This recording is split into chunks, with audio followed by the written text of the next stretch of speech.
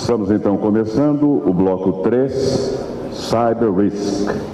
Evolução do conceito de Cyber Risk e sua relação com a indústria de seguros. Quem falará a esse respeito é Jay Sharma. Jay Sharma.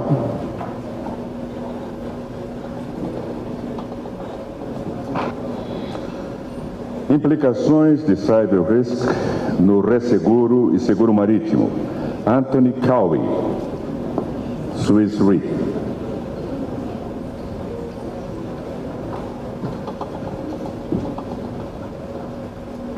Anthony Cowie?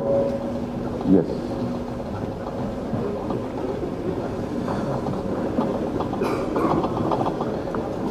E atuará como mediador Belém Navarro, da AIG. Por gentileza, Belém Navarro.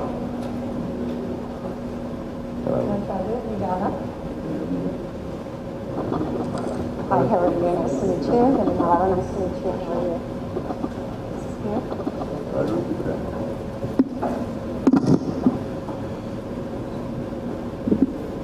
Então, com a palavra, Jay Sharma, da Clyde and Company, please.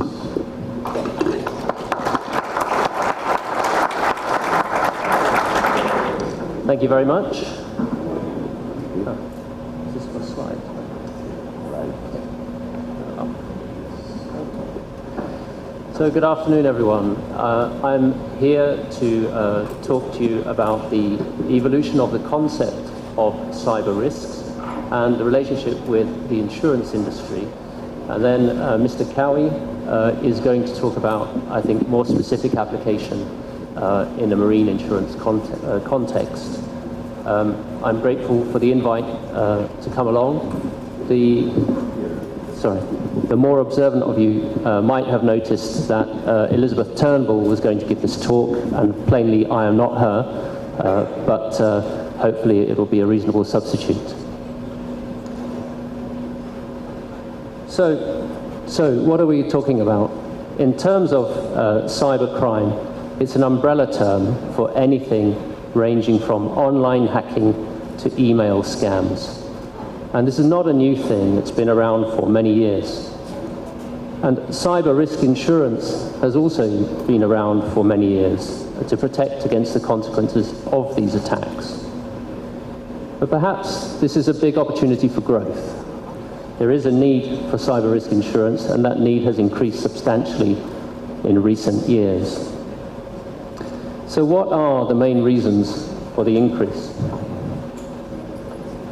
The first one is that companies need to have some level of electronic platform and network connection in order to operate in this electronic age. And these electronic platforms, we all know they're vital to business, and there's a general move towards cloud platforms and outsourced services. So their databases no longer have a physical location inside your office. Then there is a very high volume of mobile devices, such as laptops and mobile phones. In fact, it's hard to conceive of getting by without them now. And then almost everything is connected to the internet, and it's likely even cars will be connected to the internet. And it's estimated that 1 trillion devices will be internet connected by 2020. And then you have the problem of securing internet devices when people are on the move. It may not be that easy to make them secure. And you have the development of other interconnected technology. The second thing is that online privacy and cybersecurity is of public and political interest. It can be the main feature on the news. So, in terms of the hackers, they may fall into different groups. So some hackers expose companies for having insecure systems to protect their customers' information. And you might say that the motives for these people might be just to see if they can show that there is this failing. and we may term them hacktivists or hacktivism. Then there are others that simply enjoy causing havoc, and you might say they enjoy anarchy, they may be anarchists enjoying anarchism. The motives for these people can be financial or non-financial. The third thing is that cybersecurity threats are quite diverse, prolific, and often very sophisticated. So cyber risk is constantly changing and evolving. And businesses, for example, when they merge, they may try and merge their platforms or their systems. This may also cause a different risk to arise, which nobody foresaw before. And the changing corporate structure can have an impact on cybersecurity. Then you have the cyber risk in supply chains and the potential to interrupt business. This could be quite a big problem, quite easily caused. And then you have the constant evolution of new risks arising from new technologies. And last but not least on this point, the latest software might be not compatible with old devices and old systems, which may make them vulnerable.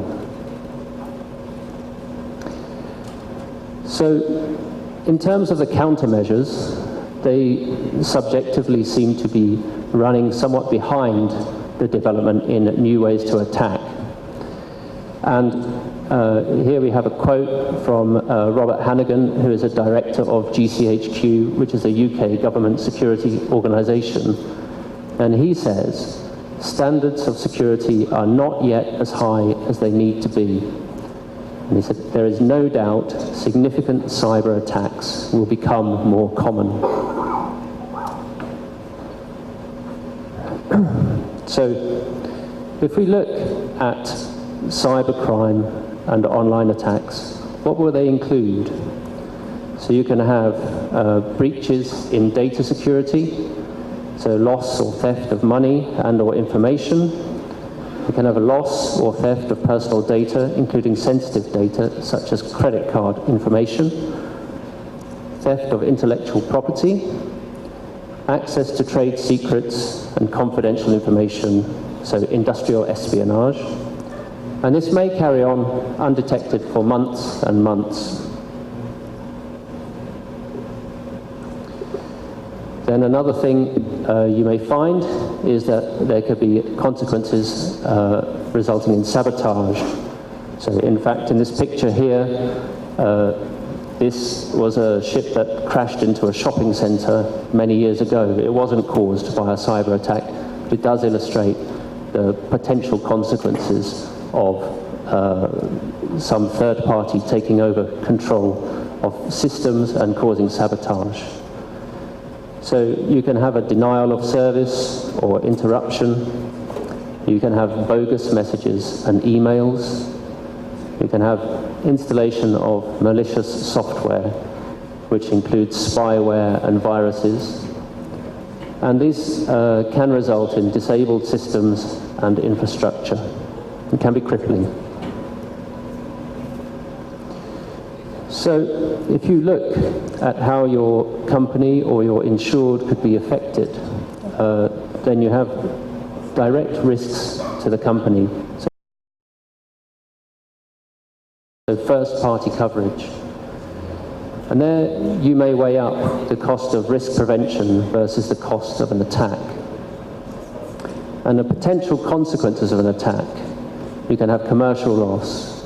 So you may have theft of money, loss of profits, and a fall in share price. Indeed, it's not unusual to see all three of those in the same event.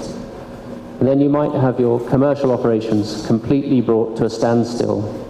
So, for example, earlier this year, LOT, the Polish national airline, was grounded as a result of a cyber attack. Or at least that's what they said it was. So, of course, I don't know. You might find the effect is that you're trading at a disadvantage and the trade secrets might be known to competitors before you realize. it might well damage relationships with a client, a loss of trust, or breakdown of relationship. There almost inevitably will be consequential litigation in some of these cases, which is not a bad thing for lawyers, I suppose, but still. There can be damage to your brand and your reputation. There can be a public relations disaster. Then also you may face some extortion or blackmail or ransom by hackers to unlock the computer system. And then also, if a company has been hacked, it may face regulatory consequences, including fines.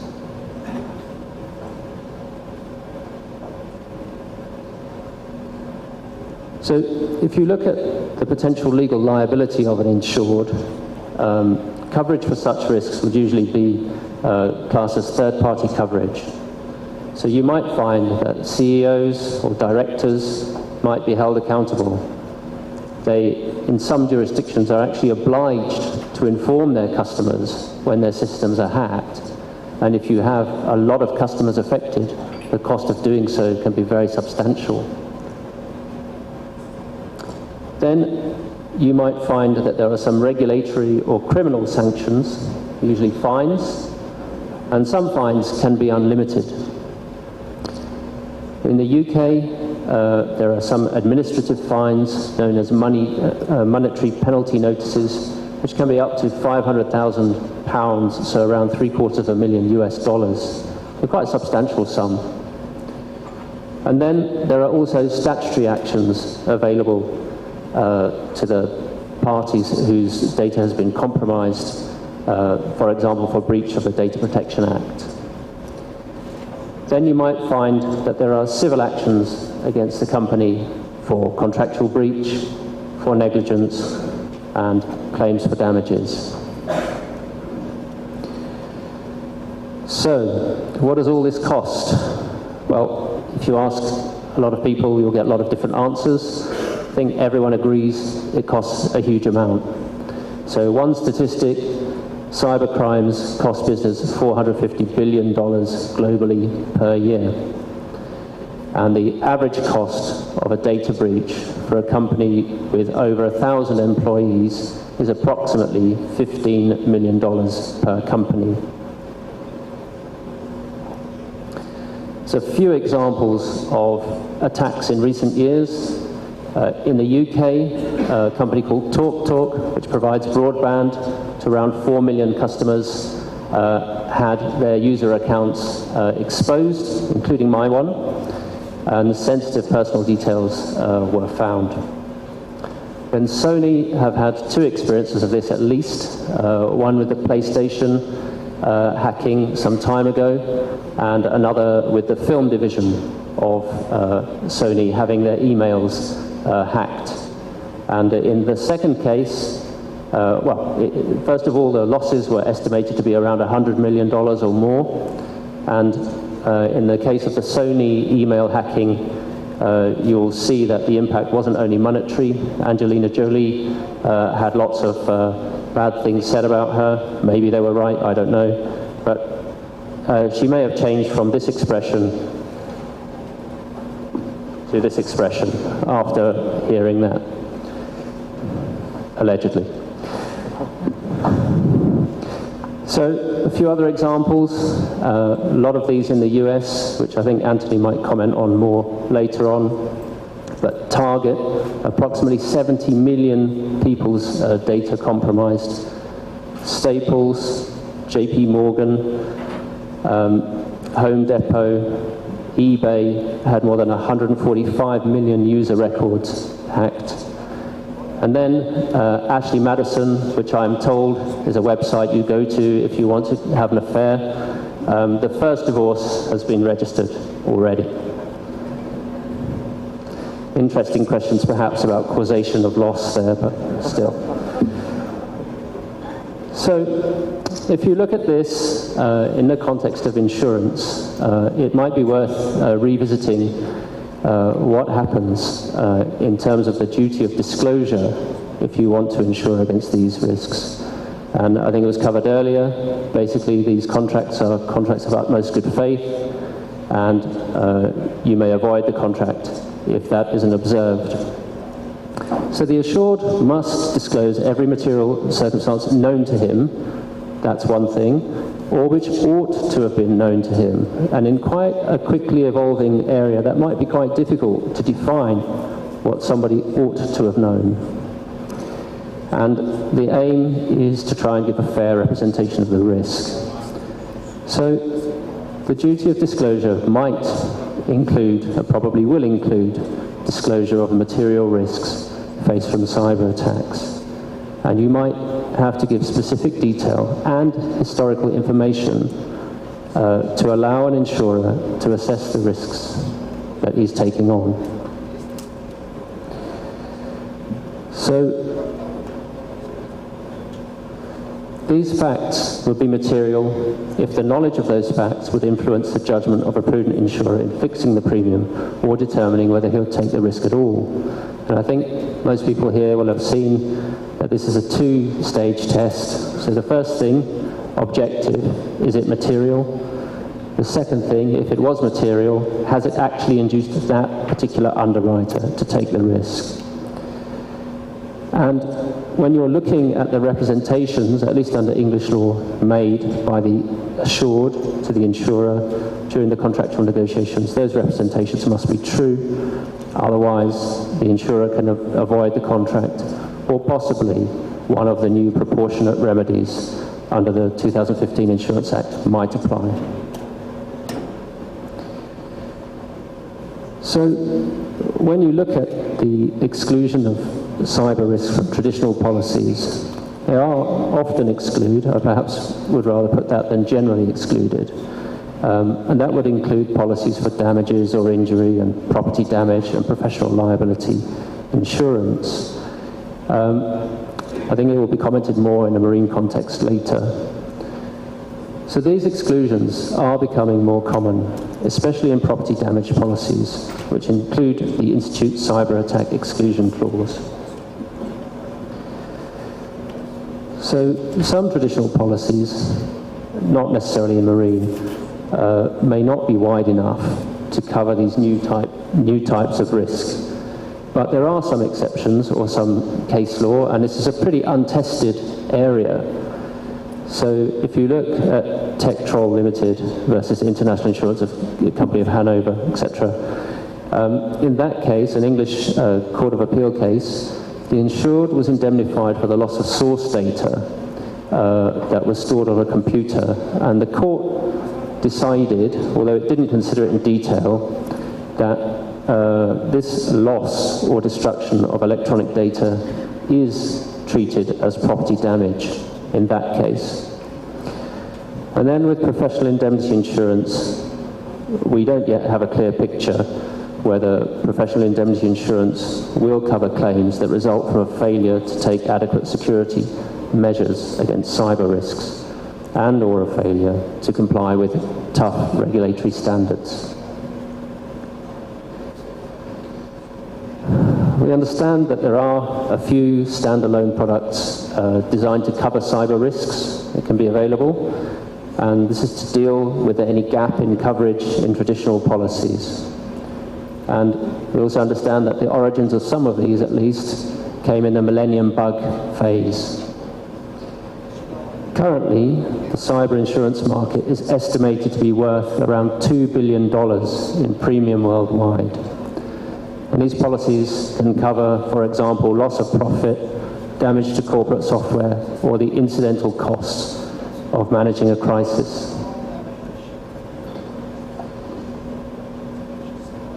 So when you look at some of these products, they extend cover to claims by third parties for defamation or breach of copyright, transmission of viruses, invasion of privacy, and things like that. But in spite of all the things that we've looked at and the clear importance of covering this type of risk, the market penetration is very low. Only around 10% or less of companies are thought to purchase cyber insurance. So why is this? Perhaps it's because this is a risk that's very complex, and there's a real lack of knowledge of these new products, and the additional premium will also be a deterrent because it must cost a fair amount. And when I say the lack of knowledge, I think it's fair to say that this is on both the side of the insured and the insurers. This is quite new territory for a large-scale product. But it is expected that the cyber insurance market can be expected to grow rapidly and could reach $20 billion in the next 10 years. So that's a tenfold increase. So if you look at one of these covers, Cyber Protect is one that's on the market, which we had a look at. And it's a standalone cyber risk insurance product, which covers a broad range of exposures: first-party damage, so business interruption, data reconstitution, notification costs, etc., some extortions. And also covers third-party damage, so privacy breaches, breach of confidential information, and any network security liability. Then the third thing on this list here is regulatory cover, so the costs for regulatory proceedings and fines in the case of a data breach. Actually, when we say that there is cover for fines, you should be aware that in quite a number of jurisdictions it's not actually possible to provide insurance cover for liability to pay a fine like that. So it will depend on the jurisdiction of the insurer and the insured.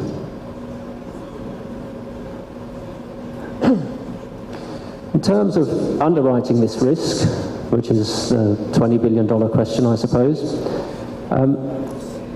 what are the problems that are we going to have? So companies need to understand their own risks and the information that needs to be disclosed to the insurers in order to give them a proper picture. And by definition, you would expect that they won't be that there will be a hole in their systems or their security, which they will not have identified. So it might be quite difficult for them to do that. But anyway, they should try to disclose the material circumstances that they know or they ought to have known, give over any facts that would influence the judgment of a prudent insurer. And as I said, there might be a lack of current in-house information, which might handicap the insured from giving a proper disclosure. And from point of view of insurers and brokers, they will need to improve their underwriting knowledge and capabilities in this area in order to determine the right amount of premium to be charged, decide how much an appropriate policy limit will be. It requires quite a diverse risk analysis. We know insurers have very sophisticated modeling tools, but presently there isn't really a lot of accurate data and in-house knowledge out there, although I'm sure that a lot of work is being done.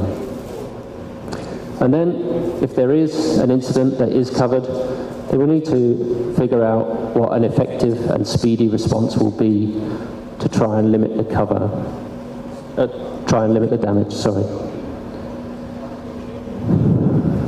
As we've discussed earlier, these risks are constantly evolving and changing, and the scope of coverage is yet to be really tested.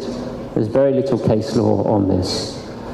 So you might find that the wording will be too wide or too narrow. And there are, just as an example, if you look at a hacktivist, their motives might be quite difficult to determine. For example, do hacktivist attacks fall within the definition of terrorism? Terrorism is usually excluded from insurance policies, and it's very hard to know what the motive of the hacktivist is, if you can even find him or her. And you might have other issues. For example, you might contrast the issues that arise with a claim for physical theft versus the theft of data stored electronically.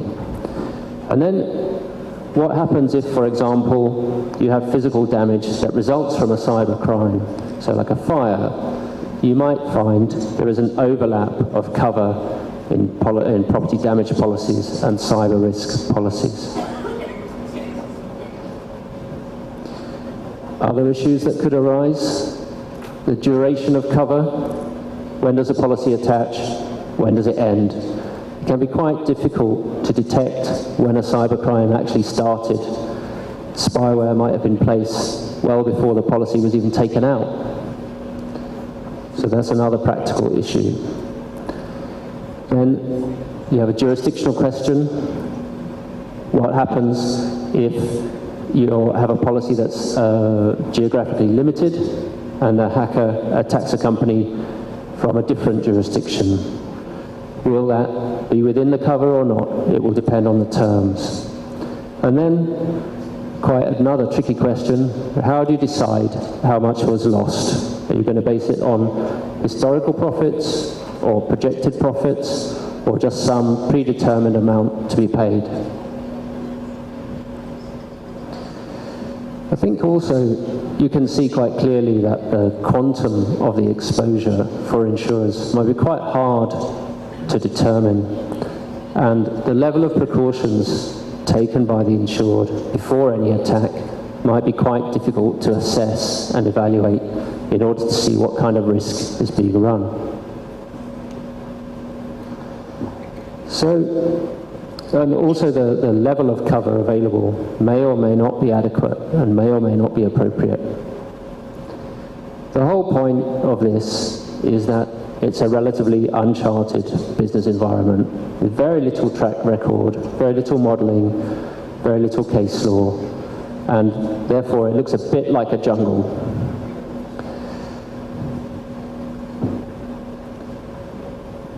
In terms of reinsurance, I think everybody must fear that there is a catastrophic cyber attack, and it's probably a question of just when that happens. And then there's a question about whether reinsurers get any backing from governmental organizations, for example, to help fund losses in an extreme cyber attack. And that might be important because of aggregation. You might have a huge amount of aggregation. But then I think the answer to this question, well, not the answer to the question itself, whether this government backing is important or not may vary depending on which reinsurer you ask.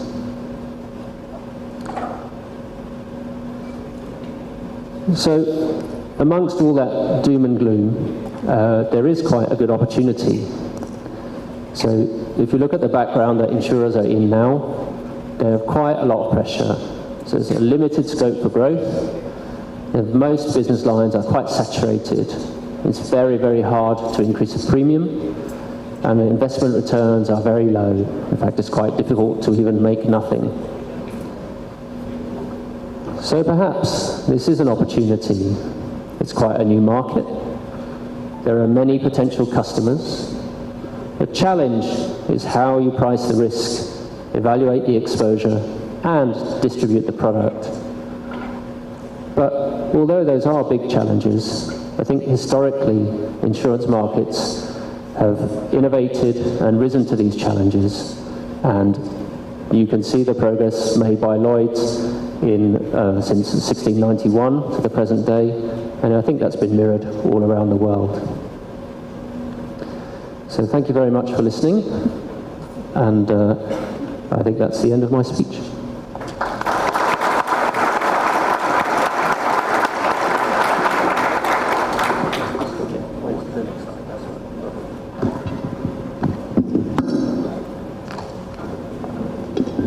Thank you.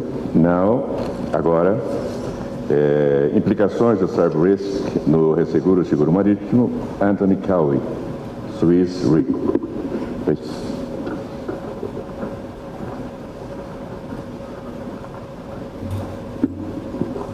Good afternoon, ladies and gentlemen. I'd like to thank the organizers, ALSUM and CIST, for the invitation to speak to you today on this very important topic, which is really emerging.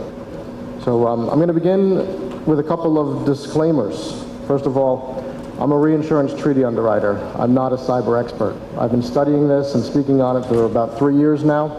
And I think I have a decent handle on it, and hopefully I will be able to explain this to you today as it relates to marine insurance. But just, understand that this is an area where we probably don't have anyone in the marine insurance world who's an expert on this yet. That being said, it is a rapidly evolving area of marine insurance and all insurance. The face of cyber risk is changing rapidly daily. I updated some slides last week. I finished the presentation 3 weeks ago, and then within 1 week I had to change a bunch of slides, and I have some new information that I just pulled down today. The third disclaimer is, of course, I understand that we are the last thing between you and cocktails, and so we won't run on too long. Okay. The agenda. So we're going to look at what is cyber risk. Jai did a really good job explaining that, so I'm not going to spend too much time on that. We're going to talk about marine exposures and cyber and how concerned should we be. We'll talk about coverages. Is it covered under a marine policy or a reinsurance treaty? We'll talk about that. We'll talk about how we're addressing the exposures, and then I've got some very exciting bonus material for you, some new clauses, some places you can go to learn more about it, and really just how insurers can increase their resilience. My main purpose today is really just to get you thinking about this exposure, asking some questions. We're going to ask a lot of questions today, and hopefully we'll come up with some answers, but just realize that this is an evolving risk and we really need to stay on top of it. Okay, so this comes from a Swiss Re publication. It's a definition of cyber risk. It's one of the few pictures you're going to get from me today. I kind of like this picture because it really does show what cyber risk is right now. It's a giant, big, interconnected mess. Everything is going from one place to another. We really don't know where data is coming from and going, and so it does really represent it. But when we think about this risk from a marine perspective, and we look at sort of the sources, our main, I think, concerns are cyber crime and sort of the state-backed cyber issues that we're seeing. And then when we look at the factors influencing the threat, for us, really, it's this Internet of Things, I think, that we're going to have to be concerned about. When we talk about smart containers, when we talk about drone ships, when we think about the fact that our oil platforms use global positioning satellites and dynamic positioning systems, and we have ships with dynamic positioning systems, all of these things are run by computers. All of them have the potential to be hacked or taken over and potentially cause us a loss. So that's, when I think of this cyber risk, from a marine perspective, these are the things that I think of. So how big is the cyber exposure? So Jai hit a lot of these too. It's pretty huge. So far, it's been mostly U.S., Japanese, and European companies that have been hit. Millions and millions of records have been stolen. So in 2014, we talk about 783 attacks in the U.S. alone. The U.S. government itself was hacked. Millions of employee records were stolen.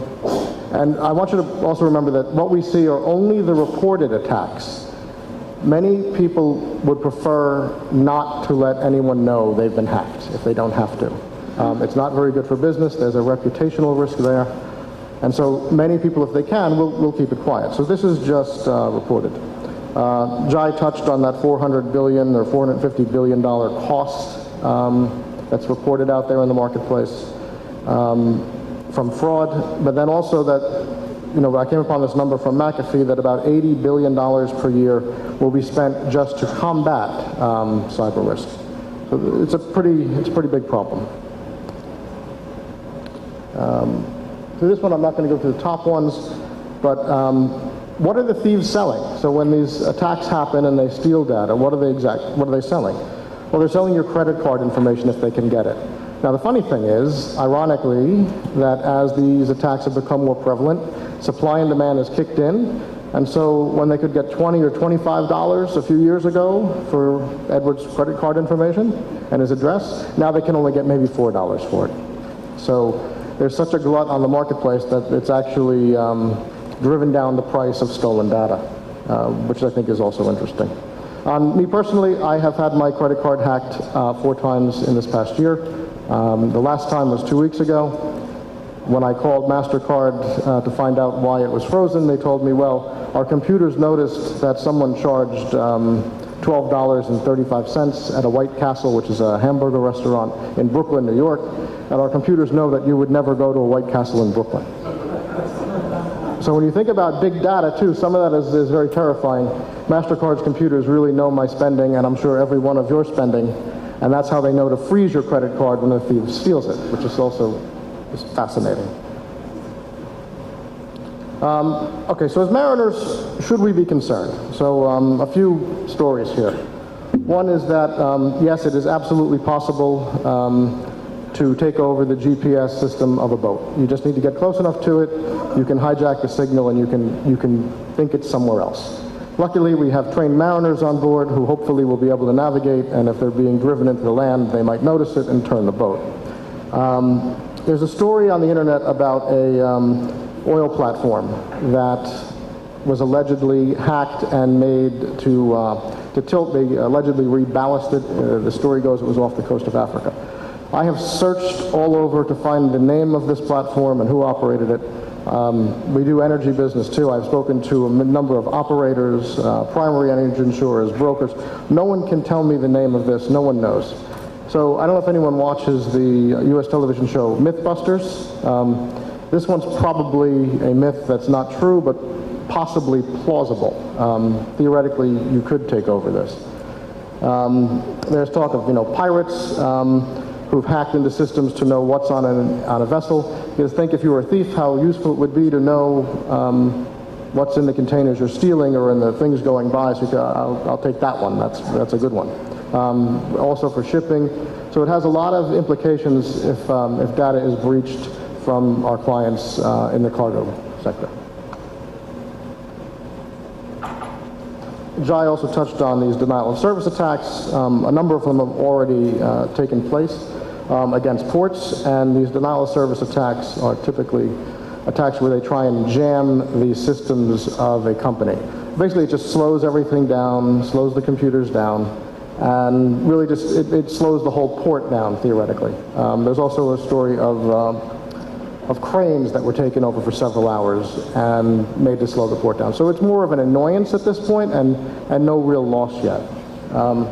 Then the last bit is just that some studies have been done to tell us sort of the obvious, that there really is not a lot of knowledge yet in the maritime industries about cyber risk.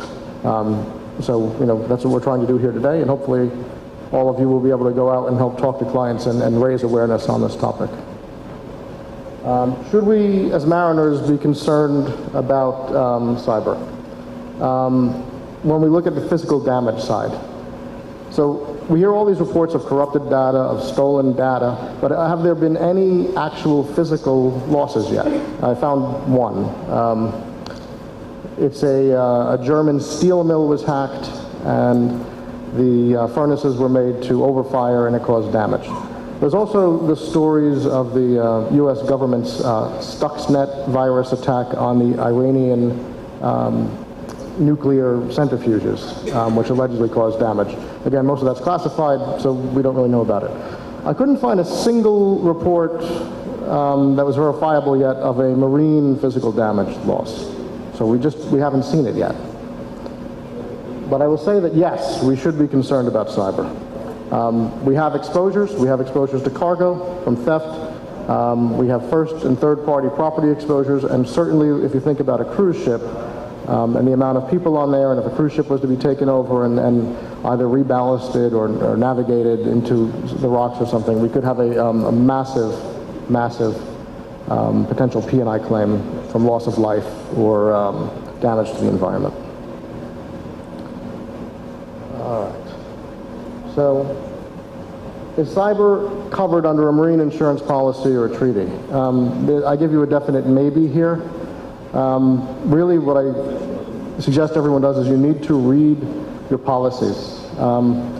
If you're writing an all-risk policy and you have not sufficiently excluded the cyber exposure, my guess is you're covering it. We can probably ask the lawyer, but odds are pretty good you're covering it. You might be using an exclusion that is not robust enough to deal with it, so you may want to look at that. You may be writing a named perils policy that's pretty tight, but unless you look at it, there's so many variations on marine policies and broker forms today that you really need to look at it and understand what it is you're covering and see if you're exposed or not. As far as treaties go, mostly in the treaty world, there may or may not be some exclusionary language. There also may or may not be some accumulation language. We're going to get to that a little bit later. But for the most part, I think many reinsurers have taken the position that we are following our clients.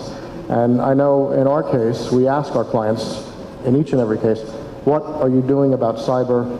Are you concerned about it? How is it handled in your individual policies? And we have a conversation. So that's where we are with that. The other thing to think about is, when we think about cyber, is it just old-fashioned crime done in a new way? Are we now using computers to steal things we used to steal with a gun? And do we as insurers believe that we should be providing cover for this theft at the end of the day? Because it's still theft. So we'll think about that in a little while, but keep that in the back of your mind. So the rest of it, it just goes on. I think with cyber you can steal a lot more, a lot faster. That's also something to keep in mind that you may not have seen before in the past. It's easy to steal one truck. To steal 20 trucks at once is a bit harder, but if you've now gone and changed all the bills of ladings coming out of a port for a day, and you've stolen every truck, maybe that's something different. So the opportunity, I think, is there to do bigger things faster, which we need to be aware of. Let's talk about how the maritime industry is dealing with the situation. So Jai touched on the London Clause CL 380. I'm going to go a little deeper into it now for you. Notice the date, first of all. It's from 2003. So this is a 12-year-old clause. A lot has happened in 12 years. I think that the cyber risk you saw 12 years ago is very different from what you see today.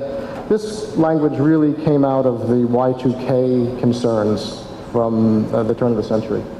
The emphasis here is mine, and it's, when I read this clause, it's some of the things that concern me and possibly might concern you. So when I see things like, as a means of inflicting harm, does that mean that as the insurer who wrote this clause, if I have to go to court on this, do I need to prove that someone really meant to inflict harm before I can use this exclusion? Persons acting from a political motive, do I need to prove that? So I have some concerns about the way this particular exclusion works, as do others in the market. In fact, the American Institute, and I'm going to get to that in a minute, has just issued a new version of a cyber exclusion clause. That's in your bonus material. And I think that the London market is spending a good bit of time revising this, and in fact it has already been revised for specie, and I've got a copy of that for you later too. But you will see this typically in it's almost always in an energy policy. It will typically be in a blue water hull policy. It may or may not be on a cargo policy. Also liability infrequently. There's a lot of pressure, I understand, from primary underwriters to now remove this language from some policies. As clients are becoming more and more aware of the cyber exposure, they're seeing this and they're saying, we don't want it anymore, we want cover. And I think the underwriters need to balance that, and we'll get to, what we have to do to underwrite it later.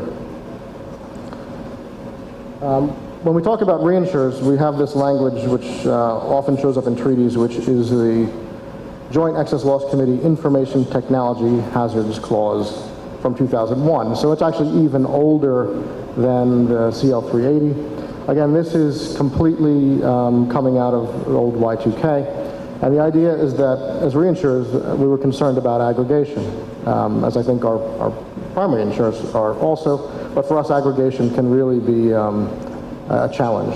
So basically what this says is that the losses shall not be aggregated if they are arising out of a computer-driven event, or cyber event, if we will. The cyber wasn't even a word back then, actually.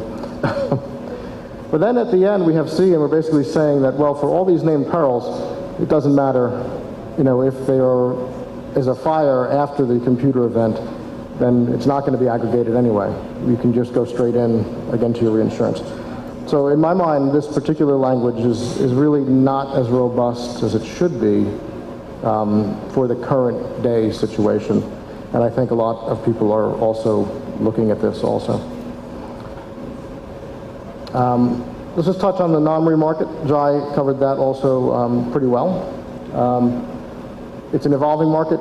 It's about a $2 to $2.5 billion premium market now. It's expected to grow tremendously. Currently, about 90% of the policies sold are to U.S. companies. I'm pretty sure that around the rest of the world, as this becomes more known, more and more policies will be sold. I don't think that $20 billion number is really that far out of reach. I think this is going to be the biggest growing area in insurance in the next 5 years. It says approximately $450 million of global capacity right now. That's wrong. As of today, Beazley Syndicate announced that they are committing 60 million pounds, so almost another $100 million of capacity to the market. So that number has now grown to about 550 million. But when you think about the potential losses, it's probably still not enough. You could be talking about, you know, losses in the billions of dollars when you think about the potential that's out there. But when we think about the underwriting, so we have no standard wordings, we have no standard exclusionary wordings. The lack of underwriting data is incredible. There really is nothing. There's no modeling. I know in the cyber standalone space, they are bringing in IT people now, but as far as the marine and energy space, right now there's very, very little communication that I can see between the marine underwriters and IT specialists, cyber people. It's just not going on yet, and it really has to if marinas do consider getting into this. Again, we said no models. Insurance Day on November 10th, I'm going to quote from them. What they said is there's anecdotal evidence that suggests in some cases cyber risks are being written on the basis of the answers to a handful of questions. You would have to answer more questions to take out a pet insurance policy.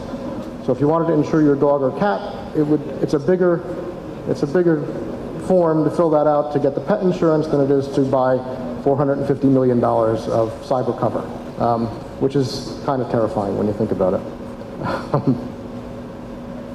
So what does the future hold for marine insurance? Basically just change, a lot of rapid change, and we're all going to have to keep up. So when I wrote this, I said the American Institute was going to have a new clause approved. It is approved. It'll be ratified tomorrow in New York at the board meeting, but it's out there. I'm going to get to that in a second. London underwriters are looking at this also. They've already changed the CL380 for specie. The IMO is looking at this. There are position papers being written at the IMO, which is the part of the UN governing marine laws of the sea. IUMI, Dieter's organization, this is a very hot topic within IUMI. Insurers and reinsurers are looking at this. But I think more importantly, our clients are looking at this. So the chief risk officers, the risk managers of our clients are now becoming very, very aware of this risk. And it is, at least in the US, it's now the #1 concern of risk managers. So I think it will grow. But how do we handle it will be the question. How do we underwrite it? Can we underwrite it? Can we get our arms around these exposures? Can we price for it? We have no data to build a pricing model. So it's going to be sort of a cutting edge area. Some people will choose to go into it, some won't. And it's going to be a wild couple of years, I think, as the space develops. Okay, so here's the breaking news. Okay, we talked about the London and the US clauses. I wanted to update you on the JP Morgan Chase one that Jai touched on. That was a fascinating one because the people that hacked that, they didn't sell the information. They kept it for themselves. And what they did, and we know this because they were just arrested last week, they used that data to send emails to all the people they got that they knew were high net worth individuals soliciting them to buy shares in either fake companies or penny stocks or these little companies. And what these the thieves did was they bought shares in these companies themselves first. Then they sent out these emails. They drove up the price of these companies' shares. They sold their own shares and reaped the profits. So it was two guys in Israel, one guy in the United States, and they made allegedly over $100 million in effectively stock fraud. So this was a pretty clever and a different business model than we've seen thieves use so far. So I think that's fascinating. Talking about governmental intervention or not, so on November 4th, Stephen Catlin, in an interview, called for a government backstop to handle cyber. Feels the accumulation is just too enormous for the industry to handle on its own. A week later, the gentleman from Munich Re basically said a government backstop really isn't the answer. What he felt was that governments need to play a bigger role in cyber resilience. I think they're both right. I think in these early days that some kind of backstop or a pool to handle this exposure, which is really at this point unknown, unquantifiable, difficult to price, impossible to model, it's not a bad idea. But I completely agree with the Munich Re position that the governments do around the world need to raise awareness of this issue and support their citizens, their companies, and really anyone who's operating in the legal space to be more resilient, to be aware of this, to put the proper stopgaps in place, and to really fortify themselves for this exposure that's out there. Okay, I'm going to give you sort of just a little case to consider. I've used this one a few times. That is a beautiful modern beach house. And we think about the Internet of Things. I have a friend who has just built this lovely new beach house. It's not that one, but it's very nice too. And the house is fully automated. It has a system in it that from his iPhone he can turn on a number of cameras around the house to see what's going on. He can activate the alarm systems. He can adjust the heat, the temperature, and turn on music. He can open the garage doors, and he can open the lock on the basement door. He can even, if it gets cold and is going to snow, push a button and pump hot water under the driveway to melt the snow. Interesting. So the question is, say he had a nice piece of art over his fireplace, and you were the fine art insurer on that, and someone hacked into that system and opened the doors, turned off the alarm, went in, took the picture out of the house, and stole it. In the old days, they might have just cut the wires to the alarm system, broken the door open, and stolen the picture. So theft is theft. I think the important thing as underwriters, we have to remember, what are we covering for our clients at the end of the day when we think about it? So cyber may be a means to an end, but are we still covering, theft and physical damage? And I think that's where the real trick comes in, when people are trying to craft this exclusionary language and try to see if it's covered or not covered, or should it be standalone cyber. So it's going to be very tricky, and it's going to evolve over some time. So that's the end of the main presentation. I included for you the AIMU clause, which doesn't even have a date yet. It will have tomorrow. The main difference between this and the CL380 is the update is they've taken out sort of that intent to cause harm language, and they've added in some language to deal with the theft of personal information. This is the revised form in London, which just came out this week, or last week, and basically it's writing back that theft that I just talked about. So now the specie market, I've been showing that picture, by the way, for 2 years and talking about it, and I think I might have had some, hopefully some influence to help this move along, because I do think we are, at the end of the day, covering physical damage and theft and things like that, no matter how it happens. You have some further reading and a few slides which you can all look at later, but thank you for your kind attention, and really welcome your questions. Thank you.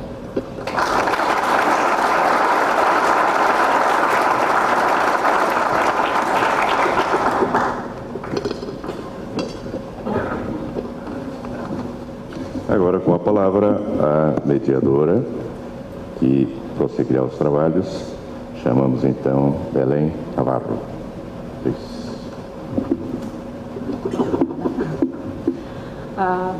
Jay Anthony, thank you very much for your presentations. Great presentations, very educational.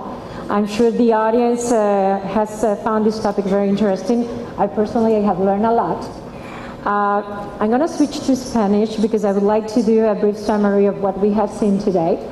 And after this, I'm going to go over again in English to ask you a few questions. Todo lo que hemos escuchado esta tarde de nuestros ponentes, tras lo que hemos escuchado por parte de Jay y por parte de Anthony esta tarde, la era del hacktivismo, del terrorismo, de la extorsión cibernética está aquí. Ha venido para quedarse y no vamos a quitarnos de encima de ella, creo que nunca. Con los titulares de prensa diariamente, creo que todos diariamente estamos viendo titulares de prensa sobre eventos cibernéticos, debates continuos sobre seguridad cibernética y privacidad.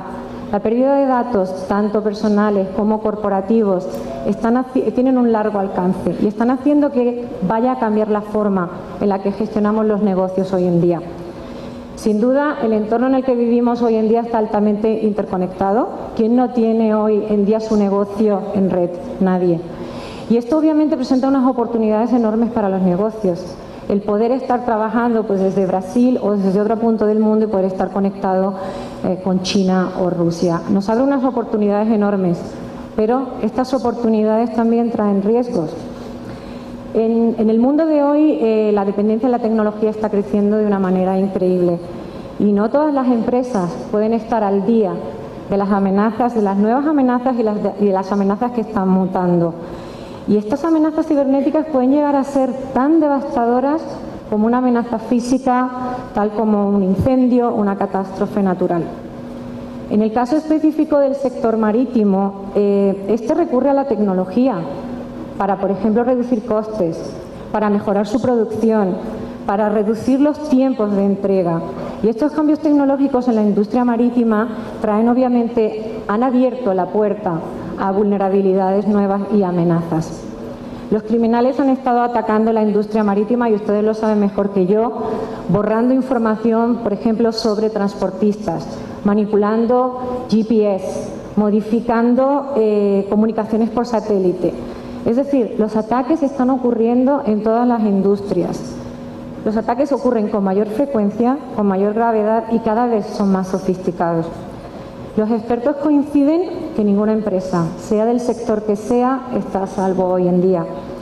Y las empresas obviamente pues están preocupadas por el impacto financiero que este tipo de eventos puede tener, están preocupadas por el creciente escrutinio regulatorio. Muchas empresas están siendo sometidas a investigaciones por parte de entes reguladores, tanto de la industria como entes reguladores de protección de datos, y también están siendo multadas. Jay comentaba multas de hasta 500.000 libras esterlinas, se pueden imaginar.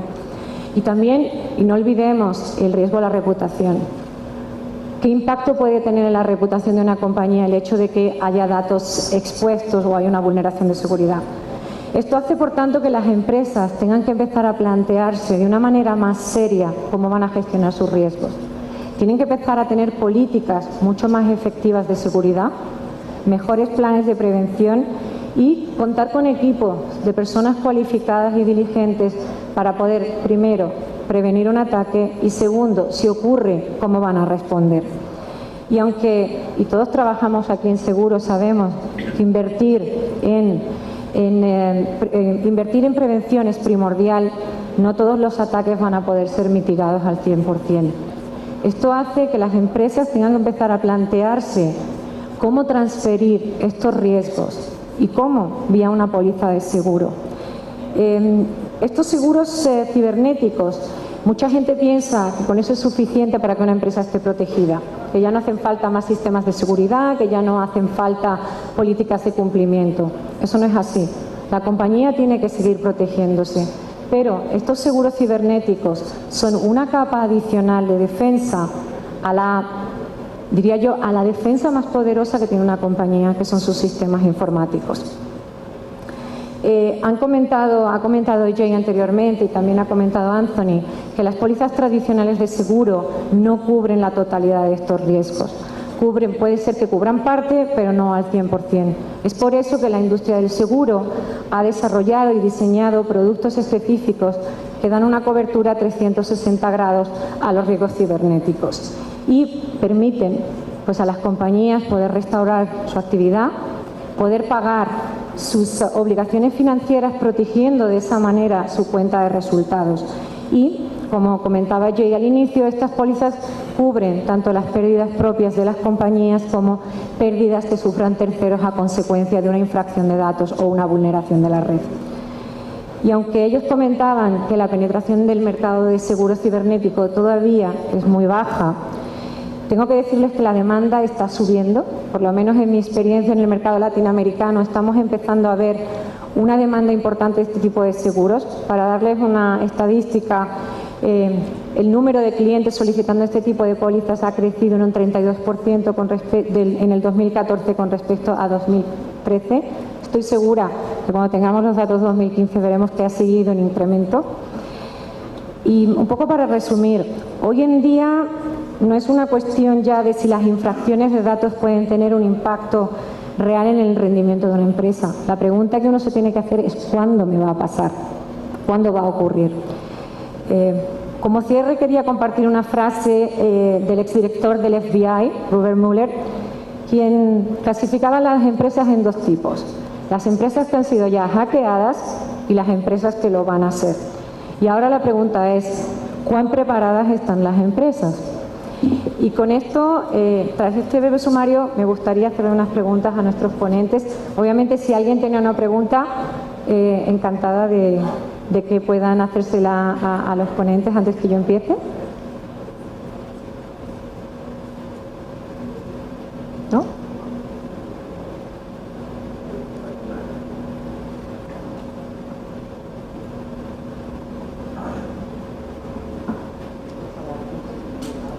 This is for Tony.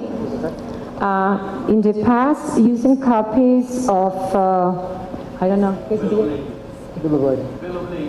bill of lading, there were fraud dispatch of cargo from poor area. Do you think this has increased with cyber risk, and how much? It's very tough to put a number on how much, but I would say certainly the risk has definitely increased.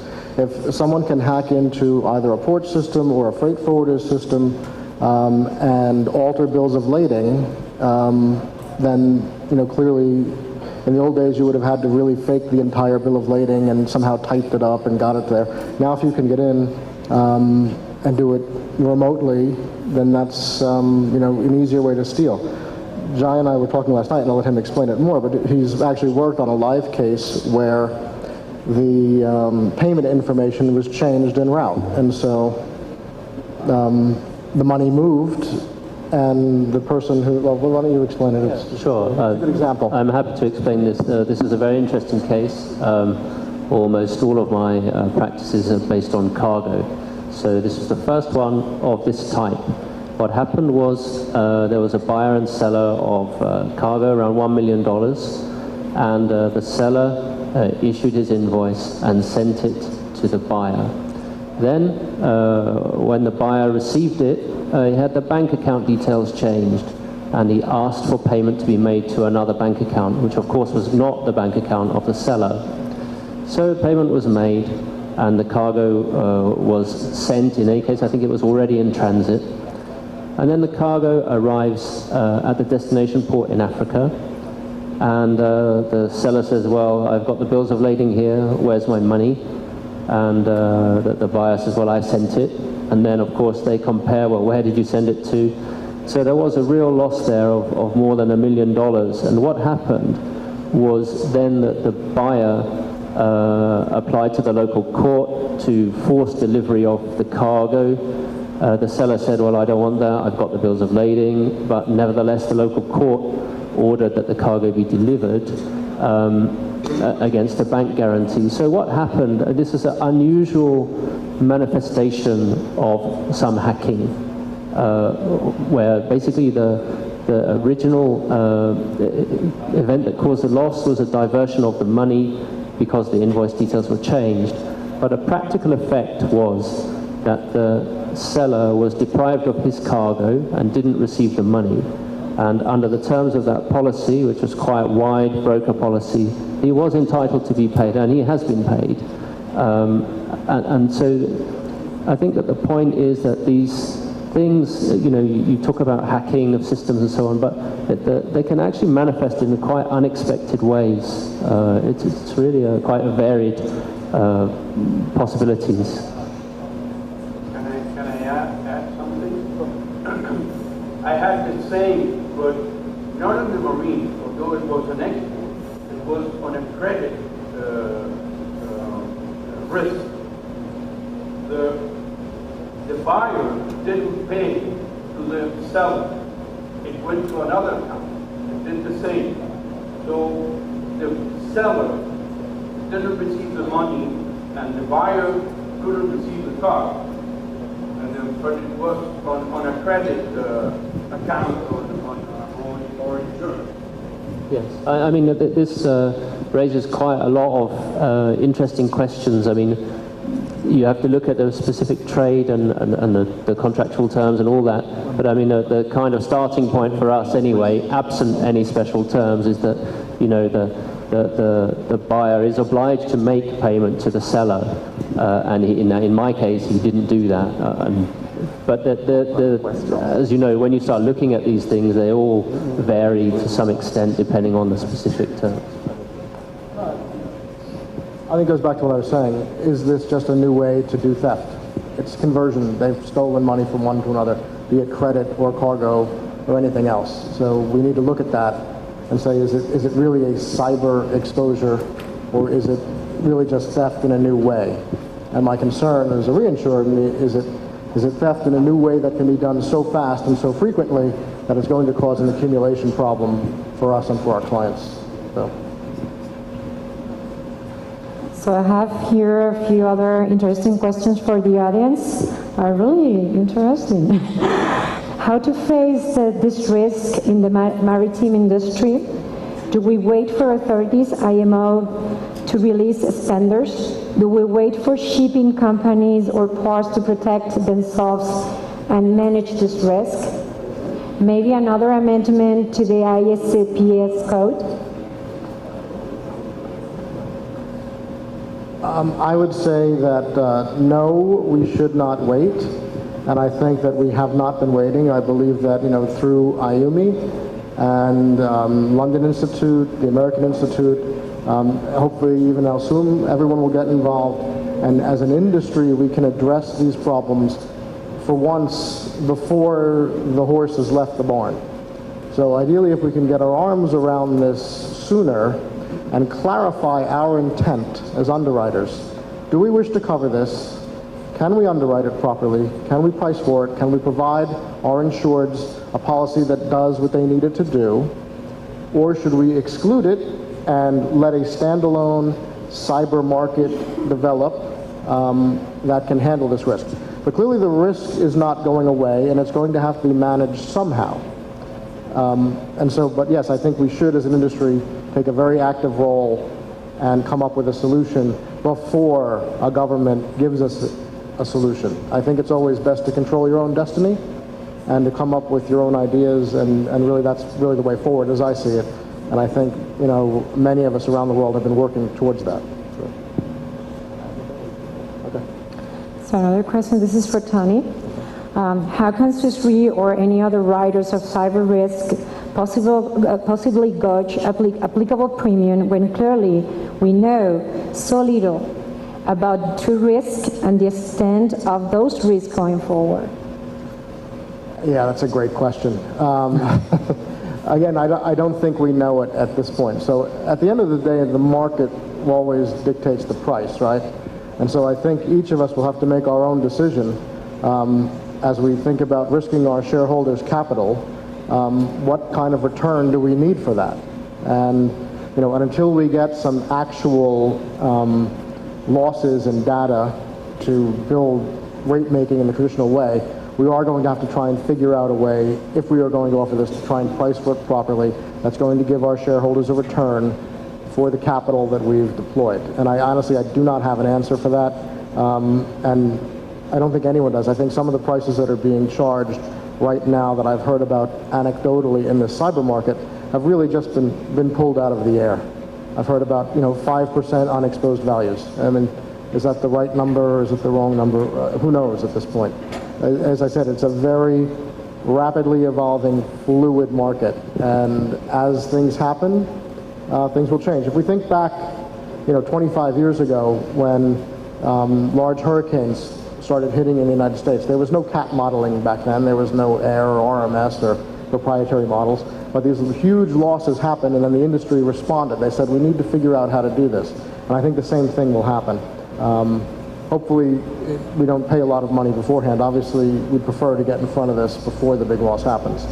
But on the same side, we also need to promote resilience and protection and making sure that the people who are ultimately exposed or insureds are doing everything they can do to fight this, that governments are fighting this. So it really needs to be a two-front battle. You need to have really risk management and loss control on one side, and then if everything else fails, the insurers, reinsurers, and with possibly government pools there to protect them. So hopefully that answers the question. It's for Tony again.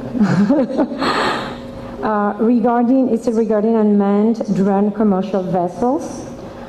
We have seen successful use by military sector and increased interest from especially the container vessel sector. Proponents point to elimination of crew negligence. Do you see a day when marine underwriters will have to accept drone as seaworthy vessels? So IUMI had some very interesting sessions on drone vessels. And it was interesting. We had one gentleman get up and gave a fantastic presentation about how good these drone ships were, and they are absolutely the future, and they will be used in coast-wise transport, and they're going to be clean because they're going to be electric and efficient, and there'll be no crew mistakes. And the next gentleman got up and said they will absolutely never happen. Mainly because until every single thing that is floating has a transponder on it and they can be seen by other vessels, and so the drone ships don't just run over a sailboat or a yacht or some other commercial vessel or a fishing vessel, that it will never happen. So I actually am more towards I don't see drone ships happening anytime soon, quite frankly. I just think that there's too much downside risk to injuring other property and people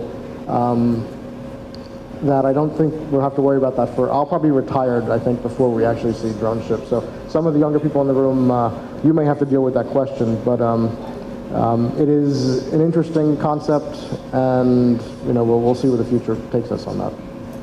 Thank you. So I don't know if we have more questions. So that's all from our side.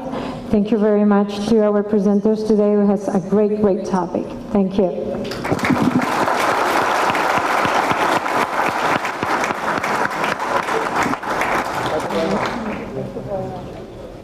Agora, encerramos com agradecimento a todos que participaram aqui na condição de palestrantes, mediadores, moderadores, a vocês pela atenção, pela simpatia com que participaram desse evento. Muito obrigado, vamos para o hall e para uma boa noite a todos.